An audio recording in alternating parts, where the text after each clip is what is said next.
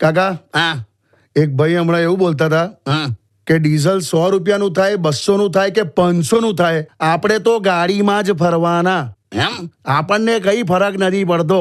એટલો બધો પૈસા વાળો છે? ના, એસટી નો ડ્રાઈવર છે. તેમ તો ફરક ના જ પડે ને યાર, 200 નું થાય કે 500 નું થાય. એટલે ટેકનિકલી એ સાચો હતો, પણ આપણે તો ભ્રમિત થઈ જઈએ ને યાર. હા એટલે આ સોશિયલ મીડિયા પર આવું જ થાય છે. કરેક્ટ. ટેકનિકલી આ લોકો લખે ને ટેકનિકલી સાચા હોય, હા, પછી આપણે ભ્રમિત થઈએ, લગ્ન થઈ જાય છે, પછી સચ્ચાઈ ખબર પડે એટલે પછી ડિવોર્સ થાય. હા, અને કેટલા કિસ્સા છે એવા. મારી આમે જ થયું હતું ને, એક હમણાં કિસ્સો આવ્યો હતો. હા, હસબન્ડ વાઈફ બંને હમી એકબીજા પર ફ્રોડ નો કેસ કર્યો હતો. હા, એમાં એવું હતું, છોકરીએ લગ્ન પહેલા વોટ્સએપ પર એવું બધું સ્ટેટસ મૂકતી હતી હા, કે she is a fashion designer. અચ્છા. લગ્ન પછી પેલાને ખબર પડી હું કે બટન ને ફોલ ના છેડા ને એવું બધું કરે છે.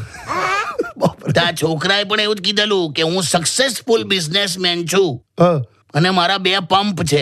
અચ્છા. લગ્ન પછી ખબર પડી કે પંચરની દુકાન છે ને સાયકલમાં હવા ભરવાના 2 પંપ છે. બરોબર. એટલે આ છોકરાઓ છોકરીઓને કહી દઉં કે આ જમાનામાં જોઈ કરીને મેરેજ કરો, હરખ પદુડાવો.